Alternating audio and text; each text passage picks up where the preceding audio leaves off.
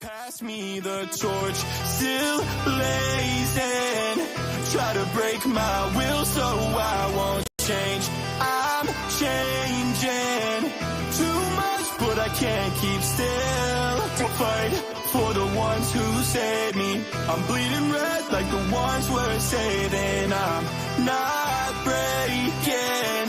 Catching up to the power I'm chasing. Burn the earth tree to the ground. May chaos take the world. May chaos take the world. I'm a virus, tell me if you notice. Cause I might get buried when the night gets long. 80 hours up, out of focus. Top of this thorn in my side, I'm so gone. See me fly but never like to see me jet lagged. Hear the whisper on the wind, we're all alone. Bad fire on my back like a jetpack. Cause I don't wanna see the ash before it snows. Let me unravel. My arms are shattered, but I can't lose this battle. It's all I am. Pass me the torch, still blazing. Try to break my will so I won't change. I'm changing too much, but I can't keep still. Fight for the ones who saved me. I'm bleeding red like the ones we're saving. I'm not breaking. Catching up to the power I'm chasing. Fight the pain in the back of my eyes. They're fixed on the far-off horizon. And if I'm gonna go up in flames, then at least I'll still be rising. I guess I'm caustic, but I don't really notice what these toxins before they start exploding. There's my options. I only see the line. I turn across it way too often. Let me unravel. My arms are shattered, but I can't lose this battle. It's all I am.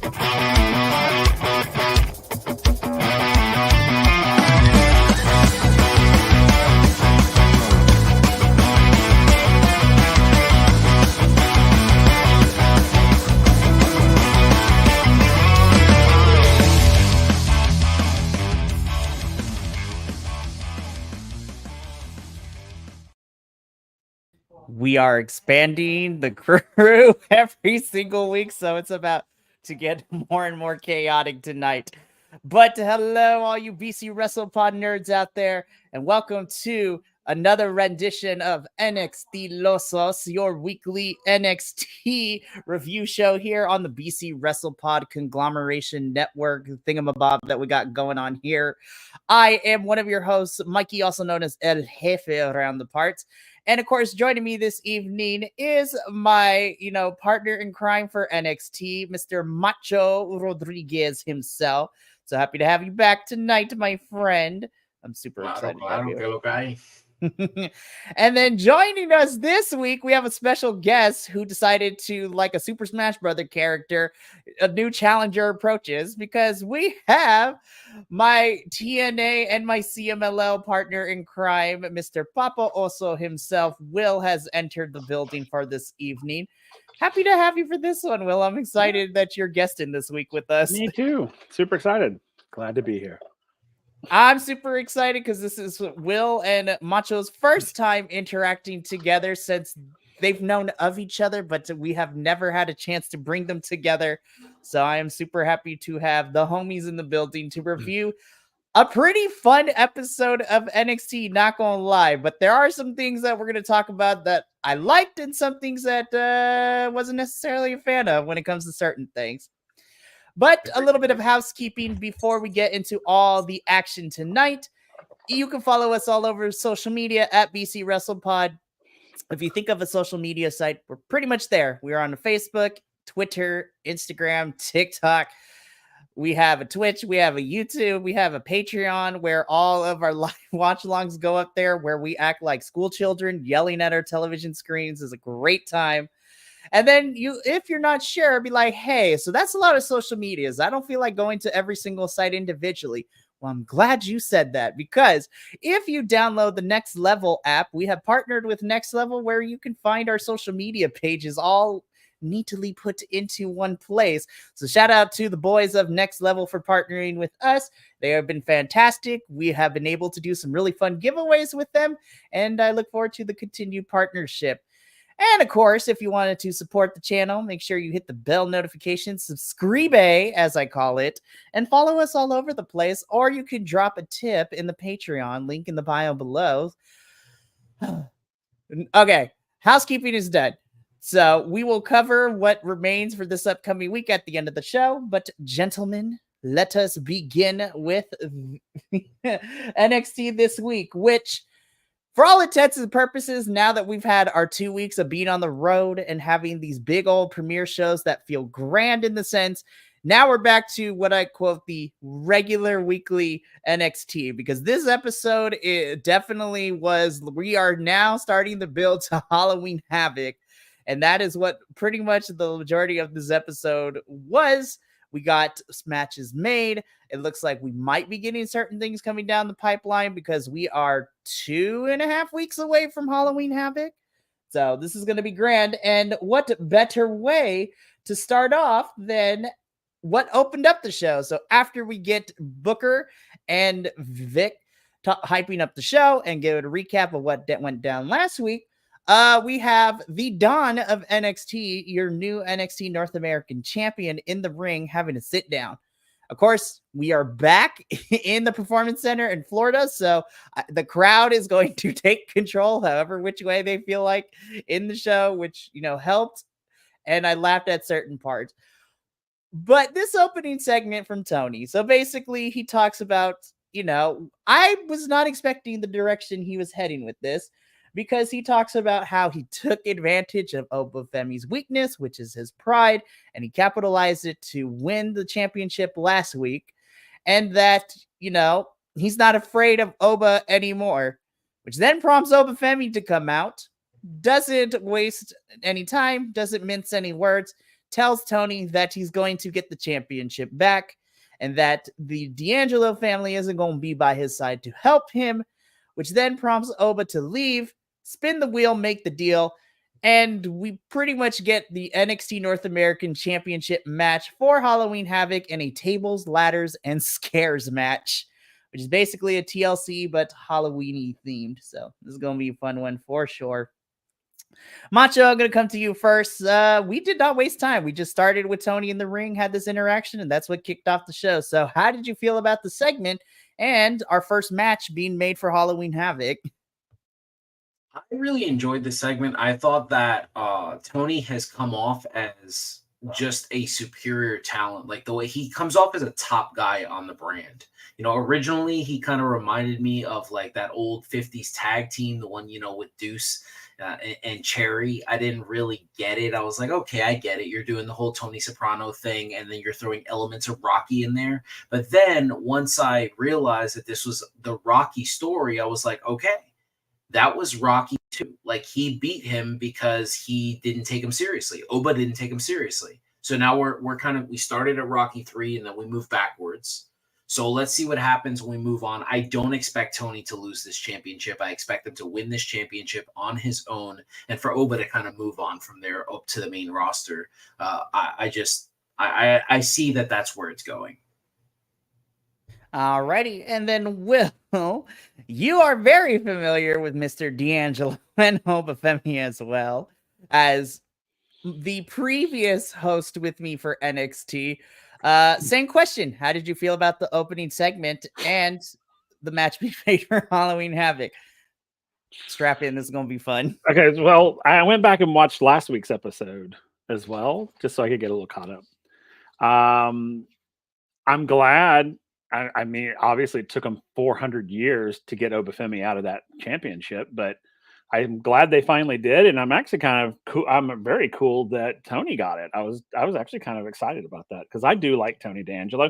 I was hating the whole mob family thing that they had going on when it was him and Ilya, and it just sort of carried. And I kind of like this sort of. I kind of like him sort of as an independent sort of wrestler, sort of entity. I mean, he's still got the family with him, but he's so different. And I've been out of NXT for a while now, but I'm glad to see that he is evolving and that he's not just that two-dimensional look at me, I'm a gangster character. So I'm really excited about that. But you know me, I hate when they start these things off with talking. Like, okay, all right, here we go. All right, can we just get to the fighting, please? Just give me something, and then you can talk, okay? But don't start it out with that, man. I see that hasn't changed.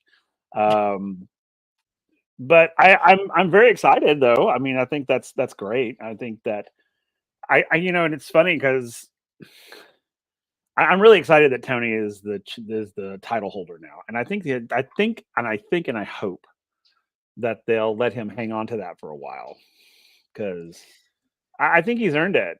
I mean, even with what I've seen over in the past and kind of gathered what I haven't when I haven't been here, I think he's earned it.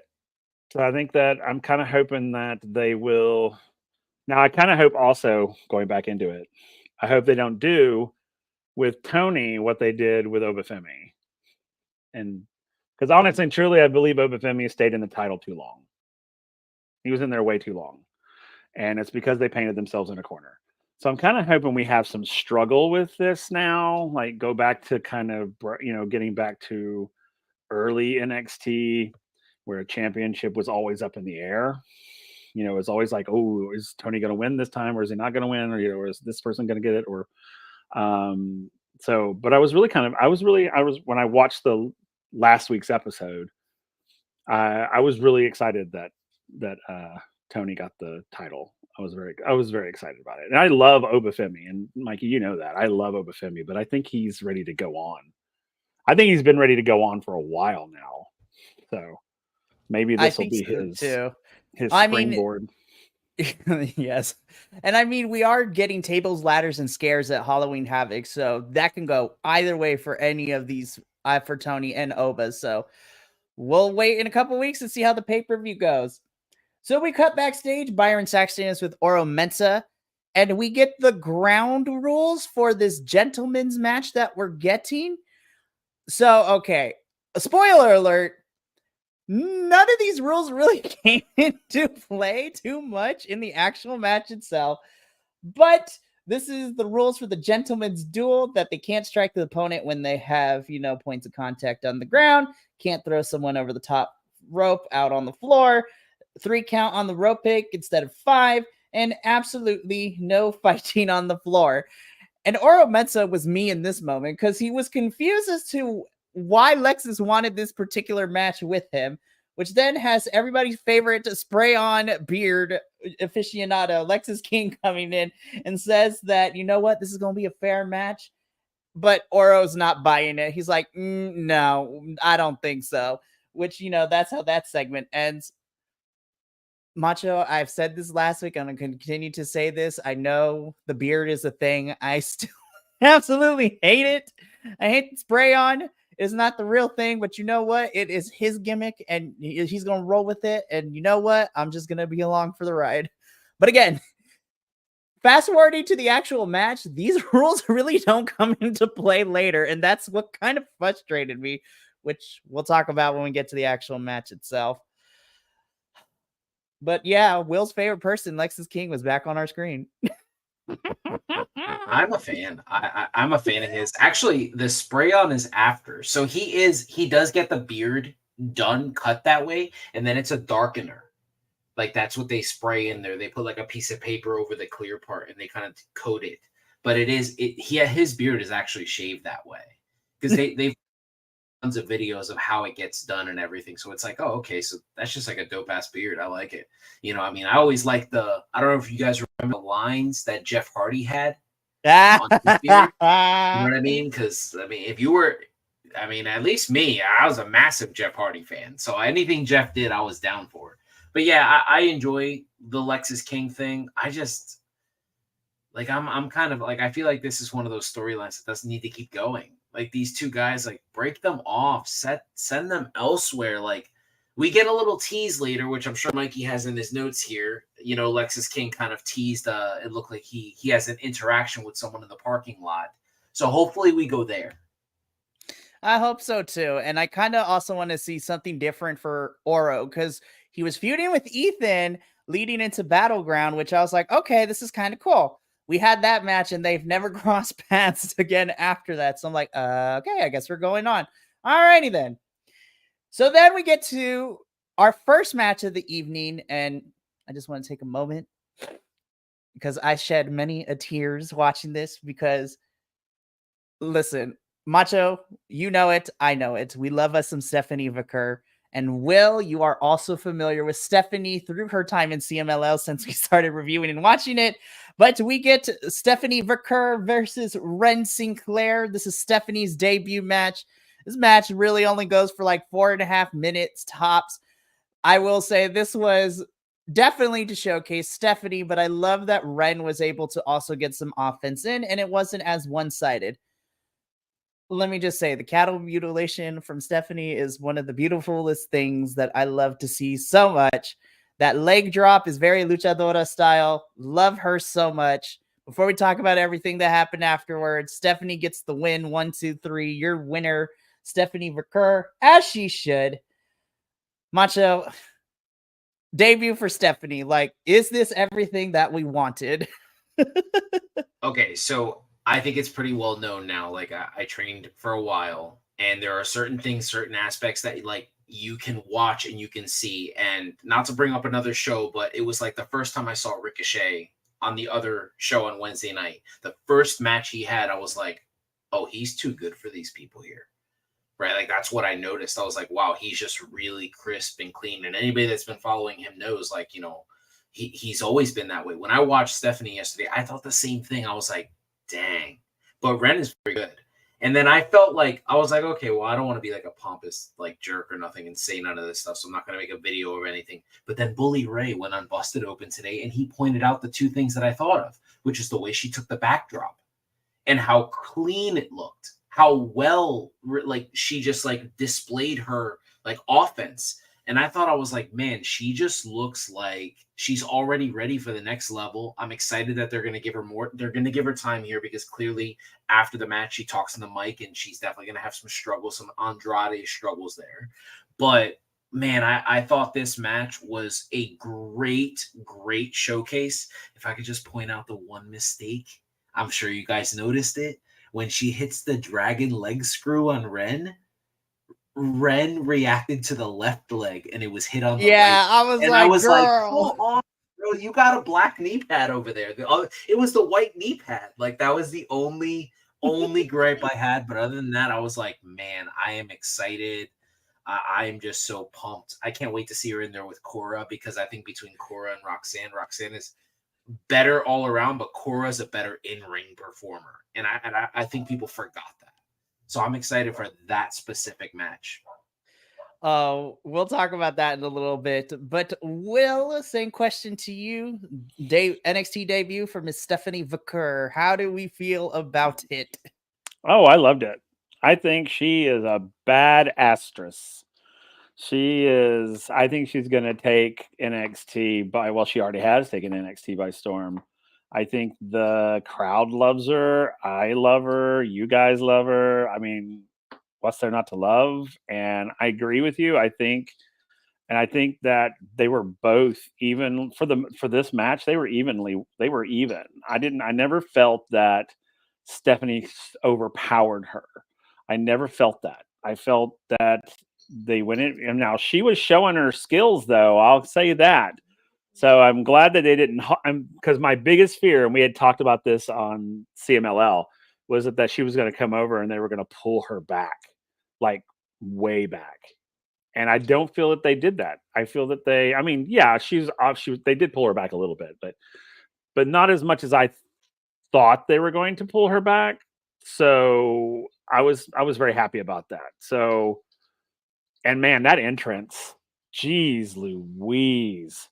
Oh Man. God, it's so good. She walked up in there, and I was just like, "Oh hell yes, girl!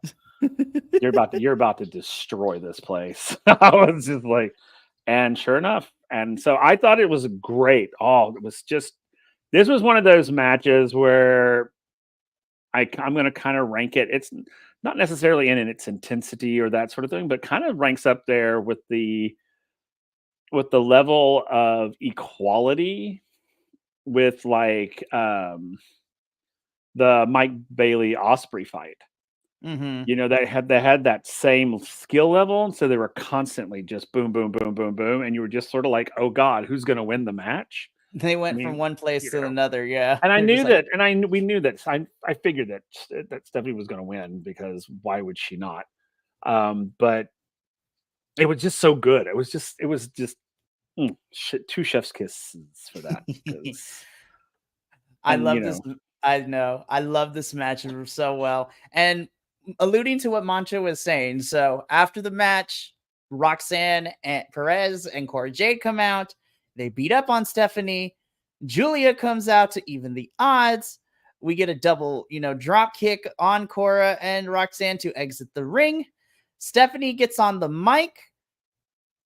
And you know what? I give it a little bit of grace, because for those of us who English was not our first language, there is going to be a bit of a learning curve. So Stephanie is going to need to work on the mic skills. But essentially, she on behalf of her and Julia, challenged Roxanne and Cora Jade to a match at Halloween Havoc, which later in the show we get officially made by Ava. So we get the second match for Halloween Havoc made. It is going to be Cora Jade and Roxanne Perez taking on the team of Julia and Stephanie Vaquer, which makes me super excited. you know, I thought she did pretty well on the mic, actually. I didn't think it was that bad. I mean, she obviously has mic work to do, but I thought she handled it pretty well. I mean, for, English not necessarily being her first, but Well, I think that's the biggest issue. I don't think it has to do with like whether she can cut a promo or not. Because what we've learned from the subtitle era, that's what I like to call it, like with the Nakamura and Andrade and stuff. What we've learned is these guys can cut promos. They're good. What they're saying is like really good stuff. So I think that she could do the same thing. And I've heard her speak that way. It was just that it came off really broken. Like, that's kind of the way it was. But other than that, I think once it translates, and she's in the right era, I think that's why they have no issue signing all these women and all these like wrestlers from all these different cultural backgrounds, because they have no issue using the subtitles now, and it's going to work.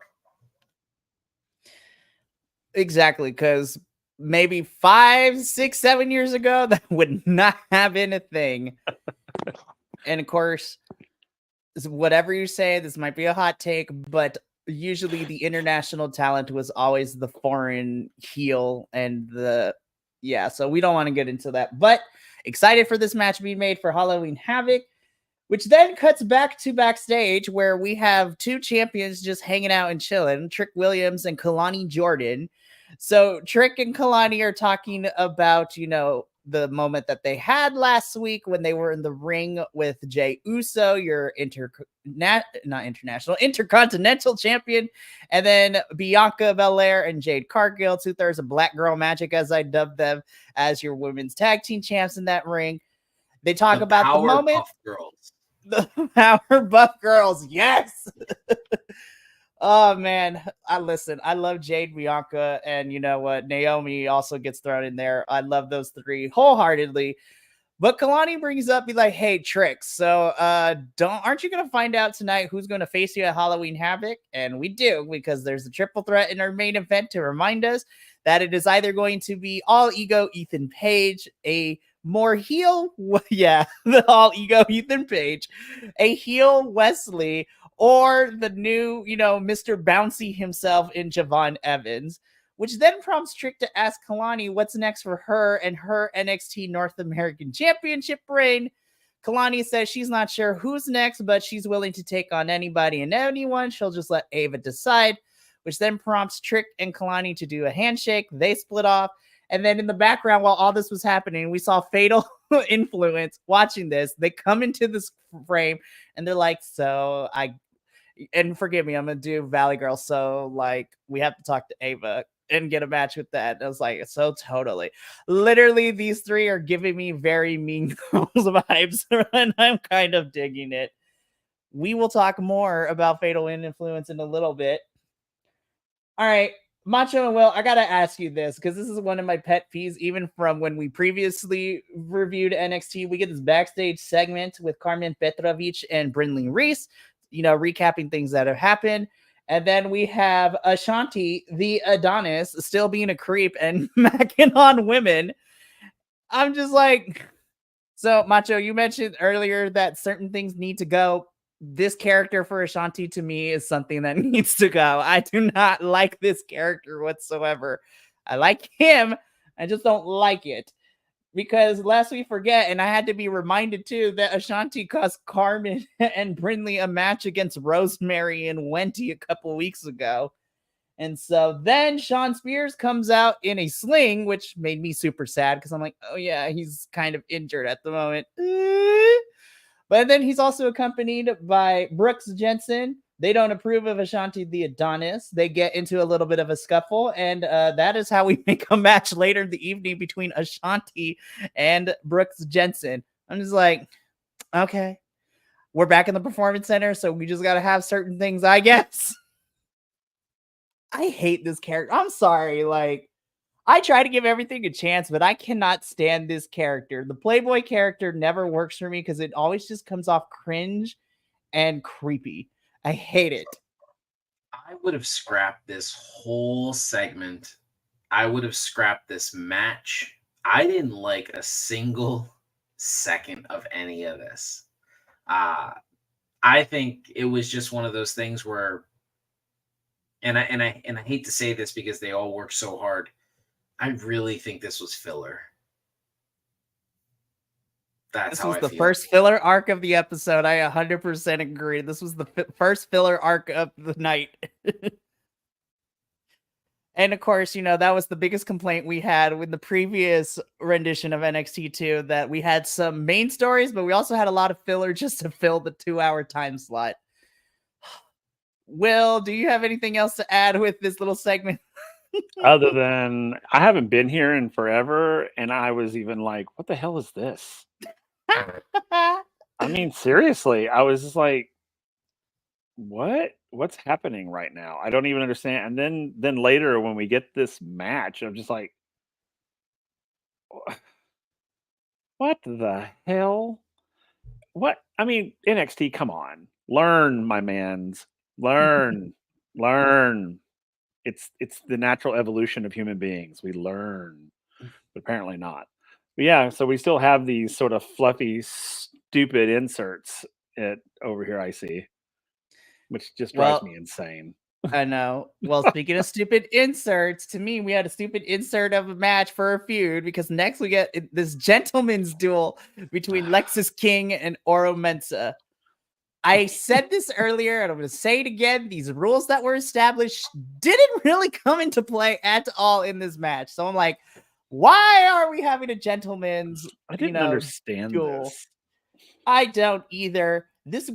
And what made me more frustrated is the fact that this match got like almost 11 minutes, where Oro and Lexis go back and forth. The rules don't really come into play. They come in kind of, but not really. They trade roll-ups until Lexis King bridges to get the pin for the 1, 2, 3. Oro is like, well, that sucked. Lexis, raises the hand and everything like a gentleman should. And Oro's face as like, what the F is this dude doing right now? Was me the entire time. I'm like, I'm gonna be honest. This was different, but this is a feud that is still not that interesting yet. We still keep going with it. We should have ended this in the previous generation of NXT. I was so annoyed with this. If there was a lull this match, this was like one of the not so fun parts of NXT for me this episode. I'm like, I don't care about this match. Lexus is fine. I love Oro because, I'm a sucker for stupid factions, and Metaphor is stupid fun, as we love, here in our wrestling. But please let them be done. Please let them be done. Don't let Oro and Lexus fight again. This is a feud that I don't care about. Macho, what say you about this match? I agree. I didn't care so much for this match. I typically like everything that Lexus does. I don't know. I guess I just kind of felt like, not that this was filler, but I think that somewhere backstage, someone believes that this is like a fight forever feud, like a Kevin Owens and Sammy, a Randy and John Cena. Like, it's just not that, because they don't have the chemistry to be out there. I mean, the finish was so wonky. I mean, I appreciate Lexus doing the Owen Hart pin. That's awesome. Anytime we make a reference to Owen, thank you. But I was just like, wow, this is we didn't need this match. And yeah, I didn't really think we needed it, especially because if you're gonna throw together matches, right? We had a moment with Tatum. Why didn't you give her and Jada? Oh, we will talk about that. That is what infuriated me once we got this and that later. I'm like, yeah, it was so strange. I was like, all right, we're gonna talk about the Jada thing, so I don't want to just skip ahead. But yeah, we'll talk about that when we get there. But... Will, any thoughts about what we saw between Oro and Lexus? Yes, I do. Oh snap! First of all, let me preface it by saying I love, Macho, that you like Lexus King. I really do. I think it's amazing. I mean, I'm not saying that sarcastically. I mean, truly. I think I just really loved his dad. That's what it was. Right. And all I know is that nothing's changed once again. Anything with Lexus King in it makes no damn sense. Like, I don't understand. Who is he? I've been gone for, 4 years and still don't know who the hell he is? Like, what is his role here? I don't understand what his role. I want him to have something. See, this is like, you know me. It's like, I can't get behind you unless you give me something to get behind you with. And he doesn't have anything. I mean, character-wise, other than, his smarmy kind of skeezy character. It's like, okay, that's great, whatever. The painted on beard, I know it's real, but the highlightedness of it or whatever, I'm just like, what are you? I don't know what you are, and I want to know what you are. I don't want to, and the only reason I don't like Lexus King is because I don't know who he is in this world of NXT. I don't know who he is. I don't know what he stands for. And I know that when I was here originally, he was that creepy guy in the shadows that was just trying to cause trouble. But it was just like, but what is your purpose? I think if they actually gave him a purpose, I think he could be actually quite amazing. And I hate to say that out loud to people, but I really do believe that he could be. But right now, as a sort of just he's there and he's doing whatever, then we get things like, oh, the match it could have not happened and I wouldn't have missed it. As opposed to, holy shit, dude, did you see the Lexus King fight last night? And we don't have that yet. And I think that, and I can look past the smarmy kind of skeezy character choices because, you have them and that's cool, whatever. But I just want him to do something. I want him to be something as opposed, and whether the wrestler himself is like, oh no, I want to keep my character here. Okay, that's fine. But got to give him a purpose. Cause I just, as a theater person, if you have nothing to give me, I don't care about you. And like right now, I don't care about Lexus King because he hasn't given me anything to latch onto. Whether it's being a heel or being a face, I don't care. I just need something, and that, we've had this conversation many times, Mikey, like Baron Corbin and all them. It's like, I hated those guys until they became a tag team. And then all of a sudden the things Wolf changed. Dogs forever. The Wolf Oh, Dogs absolutely. forever. Wolf Dogs forever. And all of a sudden it was like, holy crap, you've given me something to latch onto. And now I want you to go all the way. And they did. And that's what I want for Lexus King, believe it or not. I know I like to poke fun at him because of, all of this. But I really think that if NXT gave him something to do, I think he could actually be really good because he's not bad in the ring. I mean, I actually don't dislike watching him wrestle. I just don't like these fluff matches they keep putting him in. And I mean, I don't know if this Ora Mensa thing was an attempt to give him something. I don't know, but it didn't work for me. This match was just like, why?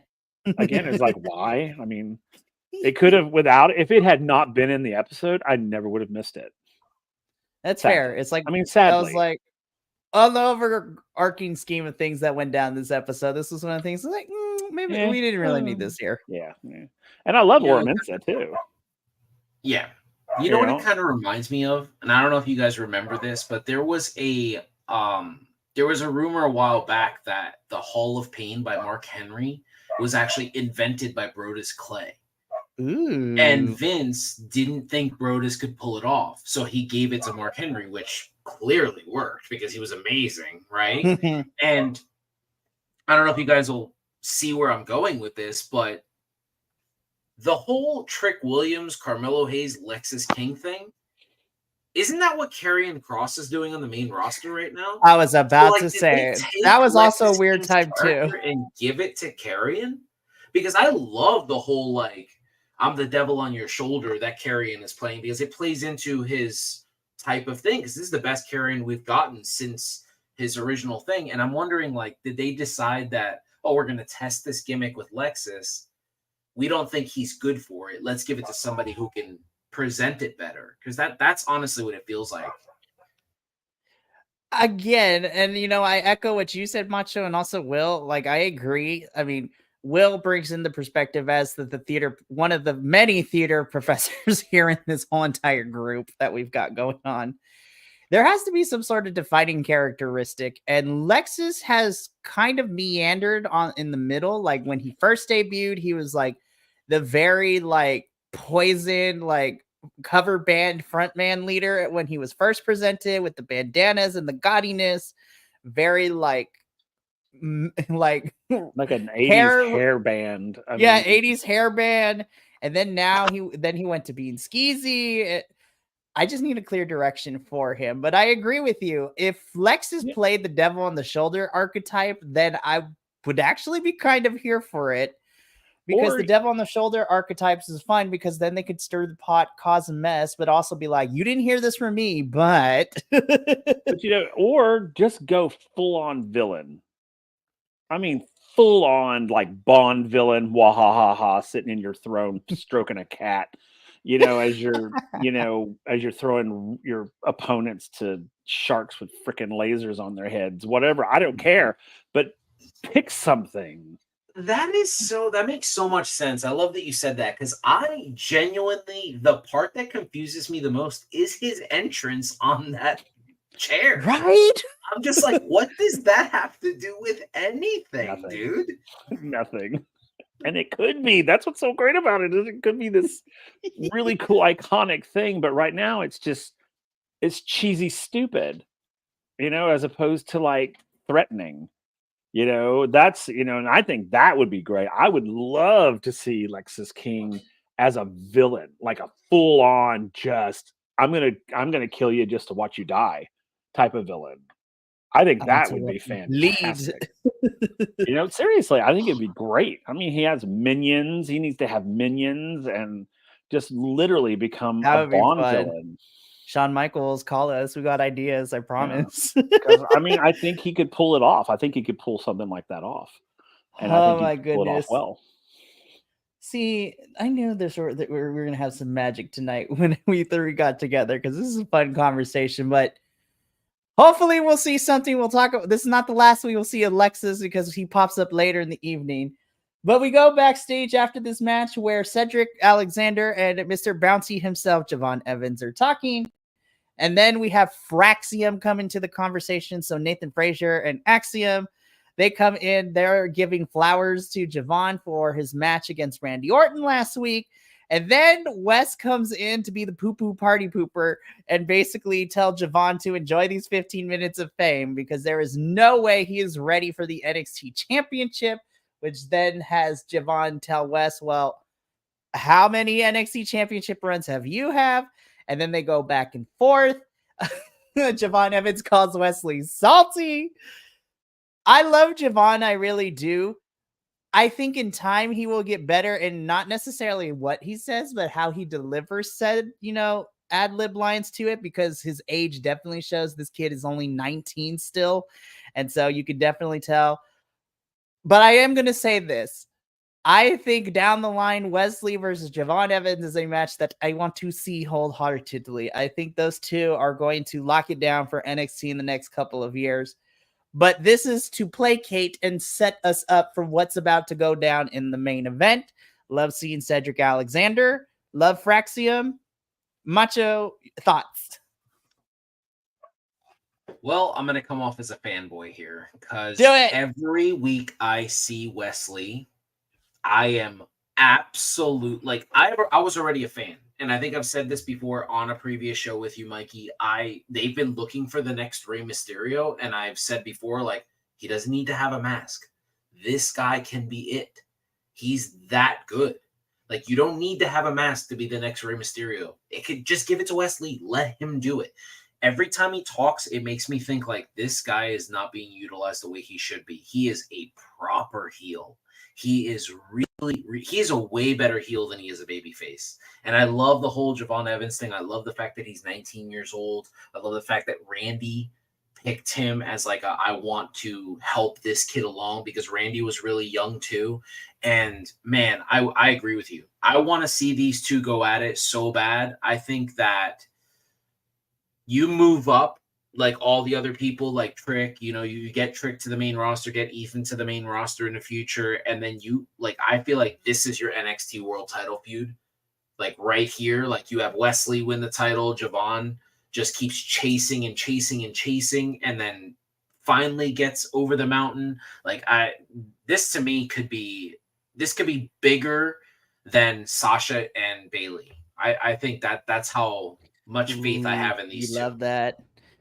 And we saw a glimpse of what that Javon and Wesley one-on-one match could be because they went at it in the main event, which we'll talk about when we get there.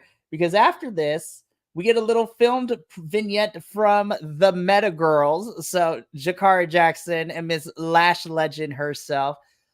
It is no secret that I am a big fan of these two. I love these girls so much, because they remind me of the girls I went to high school, but also I love that we also have more powerful, Black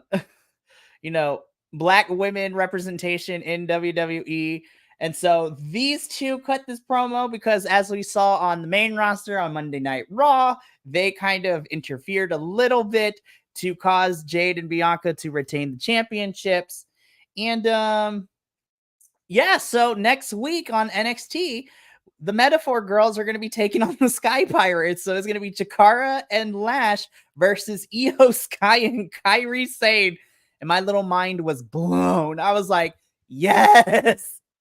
I love the Sky Pirates. I love them so much. Yeah, as long as Cody Rhodes doesn't come out and ruin the segment like they did on Friday night. Oh, I was hot impressed like a panini on Friday because you had the Metaphor Girls make their entrance, and then Kevin Owens and Cody Rhodes had their thing in the middle of their entrance, ruining it for them. I was like, I'm mad at the men in this segment. Y'all took away, once again, men taking things away from women. Cody, you're in the wrong. Kevin Owens, you're in the wrong. Randy Orton, you're in the wrong. Nick Aldis, you know better. Your wife is Mickie James. You know how hard she worked to get to where she was, both in the company and when we had her in TNA, as Will can also attest to that as well. But, oh man, no, I don't care who it is. Do not ruin this for these 4 women next week, because I will be having some words with NXT on her show next week. Ooh, I was so mad. All right, I gotta calm down because I'm still hot and bothered with all of that. But we then get a progressive recap of Miss Nikita Lyons, which then leads into our next match. Miss Lola Vice herself taking on the returning Nikita Lyons. Look, I do not want to disparage Nikita. I'm here to support the plus size women wrestlers in here. But I think it's kind of weird that you have the 2 MMA girls go up against each other. And I don't want the internet to come attacking me, but Lola is a tad bit better in that regard. I will say, though, I had fun with the match. Jada Parker is not done with Lola, and normally I don't like a distraction finish, but this is a feud I don't mind continuing, because Lola and Jada still have unresolved issues from what went down previously with Jada walking out on Lola during their match 2 weeks ago. But Nikita Lyons hits her new finisher, which I'm like, thank goodness it's not as, involved, and it doesn't risk her breaking her leg again. But, 1, 2, 3, Nikita Lyons beat Lola Vice. This was a quick match. Macho, I'm going to come to you first. How do we feel about Nikita versus Lola and Jada interfering? Well, I'm going to do the opposite of what I normally do. I'm going to praise something first. I am 40 years old, and I grew up a massive fan, and one of my all-time favorite feuds ever is Sting and Big Van Vader. That, to me, is one of my favorite feuds. I'm a massive Vader fan.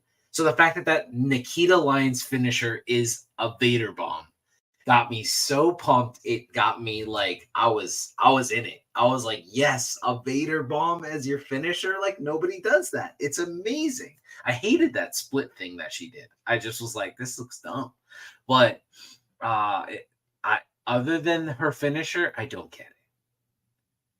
I think I'm just of the mindset where I'm just like, we have 3 mixed martial artists on NXT right now. 3. And Lola is, I mean, I don't even know. When I watch Lola wrestle, I honestly feel like it's Super Mario who just ran through a star. Like, she is shining bright for the world to see. Everything she does, I think, is just absolutely amazing. She gets better every week when she talks. Her in-ring work is so good. And I love her incorporation of her MMA background. I know a lot of people don't like him, but I'm going to make a comparison. She has seamlessly turned her career very quickly into Ken Shamrock. And it is awesome to watch. I loved it. I wish this match was a little bit longer. Maybe take away from Lexis King, maybe take away from, other moments. But, the Shawn Spears moment didn't need to happen. They could have given this like a lengthy time, and I think that both of these women could have tore it down. I just don't know what the purpose of Nikita Lyons is here. You bring her back, her first match back, and she's just there for another angle. I don't think that presented her in a good way. I wholeheartedly agree. Will, Nikita Lyons, Lola Vice, what do we think? Well, I love both of these women, but I will have to say this, and this is coming from the gayest human being in this room. That woman's bazongas were like out in front, and I could not keep my damn eyes off of them. I was really like, good Lord. So I missed most of the match the first time through. So I had to go watch it again. And it was just like her talents were out front. And huge tracts of land. And she's so good. And I literally was distracted by her talent. And but when I went back and watched it the second time, I was just like, okay, again, this is an NXT issue that is always, I guess it's still there. And that is that the time limits on these matches. And I was just like, and I don't know if it was short because they didn't want her to injure herself or what, but I felt that this match wanted to go a little longer, but it was sort of stopped. It almost felt like it was like stopped with the shenanigans. Like someone's like, hey, go out and create shenanigans so we can stop this match for whatever reason. That's what it felt like. It didn't feel like a natural thing to me anyway. And I agree. I think they could have cut time from other places. And I think that I wanted more of this match. I did. I wanted more of it because I like both of these women. I think both of these women are, I mean, like super talented. They are in their own universes are just badasses. And you put them in the ring together, and I was thinking, oh my God, this is like universes colliding, and it's going to be like just, and it was like, okay. And I was like, nah, go longer. I want you to go longer. I just wanted more of this. Because I think that, well, for one, both of these women could go longer. That's the thing. I can understand there are some of the female wrestlers and some of the male wrestlers too that can't do a long match. They just can't keep the stamina up. But these two women can, because I've seen both of them wrestle outside of each other in longer matches. And so I'm just like, I didn't understand why this was such a short match. And then hearing you guys talk about this is them bringing her back in. Because again, you remember I've been out for a while. So yeah, she's been towards the tail end. She was there. We thought we were gonna get her versus Blair, and then she got hurt. And then okay, so Blair she's been out on moved leave, up to the main roster. leave? Yeah. Okay. So she's been out because of injury. Okay, cool. If this is bringing her back in, this was a weird match to do it in, I think. I think so too. I will also say as the final thing before we move on, I don't know if she's trying to get the phrase, you need to go touch grass or something over, but ma'am, no, let's pick a different phrase. That is so weird. It is so weird. But we move on from this because, as we said, Jade Parker does make herself known, causes a distraction. Nikita Lyons wins. We will talk more about Ms. Jade Parker in a little bit, but we cut backstage where Ava, our general manager, is with Stephanie and Julia. Love her. Love Ava. I think, it was touch and go there for a little bit when she was an in-ring talent, when she was part of Joe Gacy's little faction, but now that she's transitioned into general manager, I actually really like her. She's my favorite on-screen general manager in WWE right now. She needs utilized more. Yes, she does, because the boys are used throughout the show, and she's only used for maybe one segment a show. She needs to be utilized. They're 2-hour shows, and we see all this, and we see Scrap Daddy, Iron Pierce. We see that all the time. We see them throughout the entire show. I need more Ava, because the more on-screen time she gets, the quicker we'll get to her in-ring debut, and hopefully we get the Pebble or whatever nickname. The Pebble, as being The Rock's daughter. I'm glad that she's still here. I'm glad. I am too, because Lord knows what would have happened because once Gacy got pulled to be part of the Wyatt Six and Grizzled Young Vets are now in the land of All Elite Wrestling. Who knows what would have happened with Ava, but I'm glad that she's still here. She officially announces that Stephanie and Julia versus Roxanne and Cora will be happening at Halloween Havoc, which then prompts Fatal Influence to throw a tantrum and say, well, we want a title shot. How come they get one just for asking and we don't? Ava clarifies, saying is that they have legitimate beef with Cora and Roxanne, but hey, you know what? If you guys want a championship match, you could totally get one. There's just one little thing that you have to do. 2 of you need to beat Stephanie and Julia next week, and then you can have your championship match. And I'm like, this can go either one of 2 ways. Shenanigans, or are we about to witness murder on our screen next week? They about to be brutalized. Or both. Or both. Shenanigans and brutalization will happen. Speaking of brutalization, Riley Osborne versus Ridge Holland is next. We have a heel Ridge Holland, very angry, grew out a full beard just because of it. And you know what? Thea Hale is still the best part about Chase U for me. Love me some Thea. Thea is fantastic. Still the energetic dog of the group. Riley Osborne does not waste no time because as Ridge makes his entrance, he pops Ridge off the mat and they just go to town. This was a match that was also very quick. Ridge with the lifting DDT, takes care of that. Your winner of this match is Ridge Holland. I mean, this is the trend we've been seeing. Ridge has been making his way through Chase U. He destroyed Andre Chase at No Mercy. He took out Duke Hudson not that long ago. He now almost tried to take out Riley Osborne with Thea begging him not to. And then we get the return of Mr. Andre Chase himself to come in for the save. So, I mean, sure, we're continuing with this. Mancho, I'm gonna bring it back what you said last week. I would love for Thea to turn and go with Ridge, which also goes with what Will and I and our previous host Andrew talked about with Thea. We would love for Ridge and Thea to go on their own dynamic duo brother and sister tear, which would be a lot of fun. Match itself was fine. Andre Chase, love him, but I hope that we are coming to the conclusion of this feud is what I will say. Because we've been elongating this since No Mercy, which was back in September. So we've been doing this for almost a month and a half now at this point. So, boys, anything else to add about this before we move on? I mean, I'm a fan of Ridge. I think him and Thea will be great together. And once they get past the Wish Spirit Squad, I think we'll be in the right direction. I love it. I have to agree with you. It's like I totally do agree. And let me say this. Okay, first of all, Ridge Holland whooped Riley's butt. And Riley's a pretty good wrestler.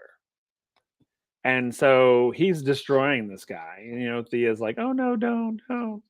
Andre Chase comes in and kicks Ridge's ass. Question mark. How in all of the alternate universes did that shit happen? I don't know. I mean, again, this episode set up a lot for Halloween Havoc, and I smell it coming from a mile away. I'm pretty sure we're going to get Andre versus Ridge at Halloween Havoc for some odd reason. And I'm like, but sir, did we not learn our lesson when you got murderized at No Mercy? Like, I don't know, man. Well, maybe we get the WrestleMania Jericho versus the Legends. Maybe we get Ridge against the entire team. Maybe that's, and then you can take them all out at once. Yes. Yeah, it's kind of one of those. And then right when you think like you would have like Adam Chase, like once he's about to do it, right? He's about to beat Ridge. That's where the betrayal happens. Thea goes with Ridge. Yes, I would be. I mean, I'll text you guys during the show because I'll be there, so I'll let you know. Like, I know, Lucky, so mad at you that you're gonna be there live, and then I got to review Halloween Havoc by myself. No, I'm just kidding. I'll probably pull in one of the WWE boys who owe me a favor to cover that. I'm sure Professor would love to do that. Hello. The review is on Monday. You have stuff on Monday. Figure out something if I need to. Okay, I'm pulling you in then. You okay, can't. We'll talk later. Okay. We will talk later. But we go from here. We bring this up earlier. This was what I was mad at because we could have gotten this match. But Byron Saxton is interviewing one of my personal favorite, Miss Tater Tot herself, Tatum Paxley. And she's playing with her dolls. We get a recap. Now, I was a little bit confused because I was like, I don't remember this match happening within the last couple of weeks where Tatum comes out to save Sol Ruka? ? I was like, when was this match? I don't remember this happening. Come to find out, this was a dark match that was taped. I was like, okay, and why did we not get this on television? Just saying, because Sol is amazing and whatnot. But Tatum is playing with her dolls. Byron is interviewing her. Wendy Chu is not her friend. We still have some feelings there. So you know what? Tatum and Wendy still got things to work out. And I'm pretty sure that Wendy is done being in TNA with Rosemary feuding with Jordan and Soul and Masha Slamovich and all that. It's been a whirlwind for the NXT folks over in TNA. Just watch our Friday reviews to figure out why. But then Miss Jada Parker herself comes in with the rest of OTM, cuts off the interview, cuts a promo here. Tatum gets very upset. Jada's like, baby, you ain't ready for these hands. And it looks like we're setting up Tatum versus Jada. And I'm just sitting there and I'm just like, why was this not tonight? We could have had this be the setup for a match between these two tonight. But instead, we got Oro and Lexus. And we got other things that did not need to be here. Oh, I was so mad. Jada's great. Tatum is great. I don't think there's anything else to add, but do better, NXT. We need to see this match because Jada versus Tatum, yes, please. So, I don't really want to talk about this next match, so we're going to kind of just gloss through it a little bit. Mr. Ashante the Adonis versus Brooke Jensen. This is where I went from mad to pissed off with this whole entire thing, because we get this very fun interaction between Jada and Tatum into this. I'm so mad at this for various reasons, but I'm mad at this because this match did not need to happen. Spoiler alert, Brooks beats Ashanti. This was a short, like less than 5-minute match. I'm mad because it seems like we're painting Carmen Petrovic as a jealous woman. And I'm like, really? This is what we're doing in this whole thing with the stupid rose petals? And I'm just like, I know Sean Spears is not, able to wrestle right now, but can we utilize him and Brooks in a better light? Like, this match did not need to happen for them. And I'm like, I thought Brooks and Josh were about to start fighting. Like, where has Josh been? Tavion is back from Japan. Did Josh Briggs get hurt? Like, what happened? I haven't seen Josh in a hot minute. Boys, I did not care about this match. I don't like that Carmen is being the jealous girl archetype in this thing, because it seems like she's jealous because Ashanti's going after Brinley and not If I continue on, I'm going to be starting yelling in my microphone. Can I ask a question? Did somebody in creative get their heart broken recently? What is up with all of these relationship storylines throughout all 3 shows? What is going on right now? It is bonkers. Like, somebody got their feelings hurt. Someone got broke up. Somebody broke up. Like, there's lots of relationship things. And I feel, and listen, I'm a messy bitch. I love me a mess. I'm messy like that. But there are too many, like, weird love triangle, quadrangles going on, both on NXT and the main roster. I'm just like, I mean, even before, like, Will remember this. We played with the Trick Williams Lash Legend, like, actual relationship on screen, which was really weird. I'm like, no, ma'am. Like, no, ma'am. The only couple in NXT that I really see people not really giving, like, too much attention, but that's a good thing, is Sol Ruka's relationship with Tyler Bate. Like, that's a whole relationship that I don't see a lot of people talk about. Thank goodness, because they keep their stuff. At life. He went from Liv Morgan to Sol Ruka. What is going on, bro? I'm like, what? There are way too many has powers. It's like we're living in a Taylor Swift nightmare. We are in our own nightmare version of the Eras He's Tour. Taylor Swift. He's the one who moves on from people. I don't even want to talk about this anymore. Not much happened in this. This is crazy. And I'm so happy. We get another vignette for Delta. I'm so excited for her to debut. Miss, like, punching the NXT logo and setting it on fire. Delta is about to bring, I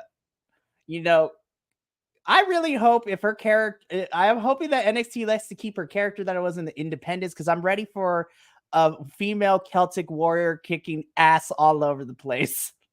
Like, Delta is fantastic.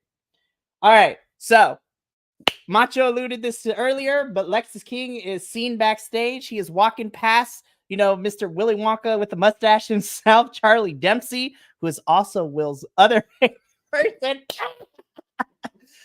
I love giving him a hard time. We'll talk about Charlie Dempsey in a hot minute.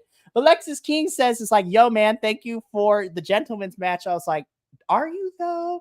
Was that a gentleman's match? But then he kind of drops a little bit. He's like, hey, maybe I'm ready for a rounds match. And I'm like, did you just challenge Charlie Dempsey to a Heritage Cup match down the line? Okay, sure. But then he leaves, being Mr. Power of Positivity himself, runs into Tony and the family. It's like, hey, Tony, good job, man. Like, I love that you're the champ and anything. I'm gonna be real with you, and y'all can agree or disagree with me, but I would rather see Lexus versus Tony than Lexus versus Charlie right now. So then, of course, Mr. Crucifino wants to take on Oba. I was like, we are about to witness a funeral happen next week. So that's besides the point. The important thing is, it seems that we might be pushing Lexus away from Oro Mensa. And we might, once Halloween Havoc is over, we might be pushing Lexus and Tony feuding, which has me intrigued, to say the least. So this should be I like interesting. the idea of Lexus and Charlie only to get him more, because he's really green. Like, I like Lexus, but he's just not, he's not fully there yet as a wrestler, right? And I think Charlie gets him over that. Like, he definitely helps him with that because he's a really good worker. But I want that Tony D'Angelo thing. That's what I wanted the North American Championship for. Like, give it to the young guys. Give it to the up-and-coming guys. Like, let them feud with it. That's what I thought it was there for. To see all these guys that I feel like are ready to take the next step holding the championship, it just doesn't make sense. And then what Will said earlier, like having these long title reigns for that championship makes no sense because Damian won the championship, right? And then he dropped it fairly quickly because they were like, oh, he doesn't need that championship. Like, we need to move him on. We need to get him right. Up. That's kind of how I thought it was going to be. So Lexus feuding with Tony for that championship, I think is perfect. I like that you bring that up. I feel like, I think the NXT North American should be for the up and coming younger guys. Like, and Will, me and you, we have talked about this at length because the Wesley title run with the NXT North American Championship was really fun. We were there from the beginning. But then once we got into the murkiness that was when Dominic Mysterio entered the chat, and then I'm still pressed when it comes to that because Dominic takes it, which is fine. Then we throw it on Trick. Trick gets it back. Dragon Lee gets involved. We were supposed to get Mustafa Ali fighting for the thing. And then literally the week before the pay-per-view is when Ali gets released from the company. And that threw a wrench into the plans. And then things kind of got murky from there. But now that we've had this title reign with Oba, and now Tony has it, hopefully we've gotten out of the murkiness that is this. And I would not mind seeing Lexus and Tony feud post Halloween Havoc for this thing, which then leads into our main event. And my George, this was my favorite match of the evening just because I love all three individuals in here. But this is the number one contendership match to see who will be facing Trick Williams at Halloween Havoc in a couple of weeks. This is Wesley versus All Ego Ethan Page versus Mr. Bouncy Javon Evans. Can I just say, I know he's young and I'm biased because I love me some good, crazy acrobatic action. Javon just comes out of nowhere like 90% of the time. And he is my favorite money shot. Like that when Ethan Page throws Wesley onto the table and throws him, and Ethan's just sitting there with the all ego smile, and then from out of frame, Javon's just jumping out of nowhere onto Ethan. Like this kid is crazy. I was like, you know what? I am cool with whoever wins. I am fine with all three of them because these three right here, these are your current stars right now. And of course, spoiler alert, Ethan steals the pin from Javon because Javon was about to pin Wes. And then Ethan, as the slimy little heel himself, does the surprise roll up to pin Javon. But man, like I said earlier, we got glimpses of Wes and Javon one-on-one, and I'm ready for that feud. I'm ready for those matches. But this was a fantastic match. A lot of close finish, a lot of close calls. Honestly, if they put this on a pay-per-view, I would have I'm cool with this. This could have been a pay-per-view match. Like, this is like, all right, kids, we're gonna have a pay-per-view match. We don't have the champion here, but we're gonna figure out who's gonna face the champion down the line. Fight. And that's exactly what we got. And I said this on multiple reviews before. I am the type of person where I love that if this is a number one contenders match, I need everybody throwing the kitchen sink, the fridge, their dog, their mother, everything that they have in their repertoire to try to win this thing, which is what exactly all three men did. They gave everything they had because they realized, like, this is a championship match. I can't have acid, so to speak. We'll talk about post-match because we figure out the stipulation for Ethan and Trick at Halloween Havoc. But Macho, I'm going to come to you first. Main event time, number one contenders match. What did we think about our main event this episode? I thought, dating back to last Wednesday or last Tuesday, I thought this was the best match all week in all of professional wrestling. So that's both shows and the pay-per-view that we watched all weekend. I thought this was the best match we saw. And I was blown away by the chemistry between all three men right away. I mean, I know we're talking about the acrobats and we're talking about Wesley and we're talking about Javon, but I really think some praise needs to be thrown at Ethan Page. He has been probably more than they ever could have asked for when he joined this company. I don't think they expected to have a pros pro like him, and I'm excited. I love what he's doing. I love that he's being utilized to help elevate Trick, and he seems like if you listen to his interview with Chris Van Fleet, he just seems so genuinely like, okay, if that's what I'm here to do, then I'm excited to do it. And watching him elevate these two, sell for these two, my God, I just really thought this match was great. And I'm just shocked. Triple threat matches with guys thrown together, they are not typically this clean, this fast. This was a really good match. And I really hope we get to see the three of them work each other again. Absolutely. Will, same question to you. How did we feel about our main event triple threat? Oh, I thought it was brilliant. It was brilliant. It was one of those that I had to go back and watch it again too, because I just got caught up in it and I stopped watching it as a reviewer and was watching it as sort of a wrestling fan. So then I went back and watched it again. But even when I watched it the second time, I mean, I didn't find anything that I'm like, oh, this is horrible or this didn't work. I was so impressed with the level of talent in the ring from all three of them. Because, you know what I mean? I am a Wesley fan since day one, and I even love him as a heel. I will always be a Wesley fan. And Javon Evans, I think, is fantastic and a fantastic up and comer. I think he's just fun to watch because he's so just squirrely and just so just bouncy, and I loved it. And I don't know much about Ethan Page. I don't know him that well, but I like his style.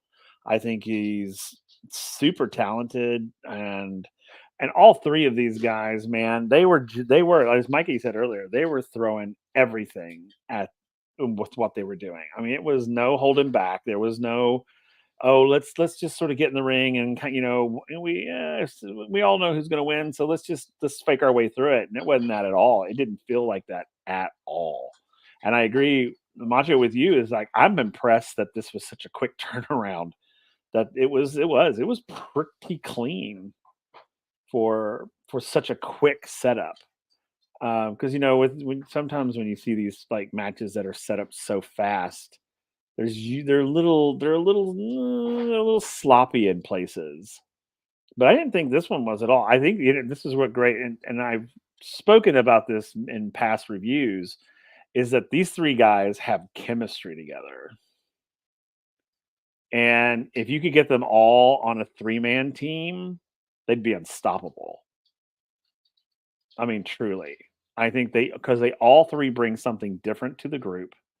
They all mesh well, because even though they're fighting against each other, their styles meshed well. I thought it felt fluid to me, and it felt, I literally am like, have these guys been wrestling together for years? Like, as a group. I mean, that's what it felt like. It truly did feel like. That's why I was the second time through, I was like, man, if they were a 3-man tag team, I think they could like conquer the world. Honestly. So I loved it. This was my match of the night too, but It go ahead. definitely. So Ethan Page sneaks out a victory, calls out Trick at the very end. Trick comes out, spin the wheel, make the deal is made. And for the NXT Championship, and Will, you are familiar with this match that we got because this is the match we got Roxanne and Kiana James for. But it's going to be Trick Williams defending the NXT Championship against All Ego Ethan Page in a Devil's Playground match. And when we had Halloween Havoc, what was it, last year when we had Kiana James versus Roxanne Perez? Just for the campiness that we are going to get, I am ready for the return of using a whole entire swing set as a weapon, watching somebody use this to go down the slide. We had a ball pit last year too. Like, I am ready for this. All Ego beats up Trick Williams and holds the title, smiles to the camera with that All Ego smile to end NXT this week. And that is how the show wraps up. So, gents, let us do the final thing here, which is our empanada ratings. So out of a 10 empanadas, what do you give this week's episode? Macho, I'm going to come to you first. Out of a scale of 1 to 10, how many empanadas is this week's NXT? I'm going to give it a 7.5. I felt that there were just too many filler moments, too many things that I didn't think needed to be on the show. And then the only reason that I'm not giving it an 8, I guess, is because I really thought they could have done more with Jada. They could have done more with Tatum. I mean, you give us a Tatum and Jada match, and then you have Lola cost Jada the match. So it's kind of like tit for tat.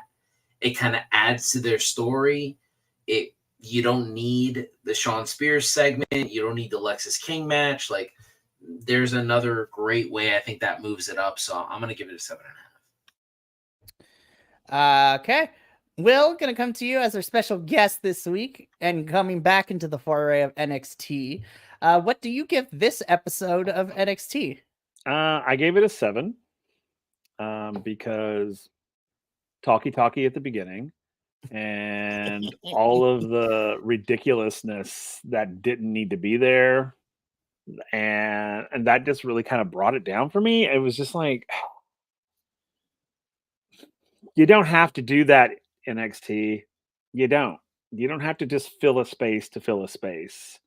Extend your other matches out. You don't have to have 8 matches in an episode. You don't have to do that. You could have 3 amazingly good length matches in an episode, and huzzah. 4 medium length ones, whatever. You don't have to fill in with, the Brooks Jensen, even the Lexis King. I mean, it was unnecessary. So yeah. And then it would have gotten a lower grade, but then the main event kept it at a 7. So 7. Love it. I am going to be sandwiched between the two of you with your scores. I'm going to give this a 7.25 for the reasons that both of you mentioned. I thought there was some good stuff to be had in this, but there was also a lot of filler. And that tends to be the downfall. Not to say that the Performance Center is why it is, but you can tell the difference between the last 2 weeks being on the road versus being back in home central base.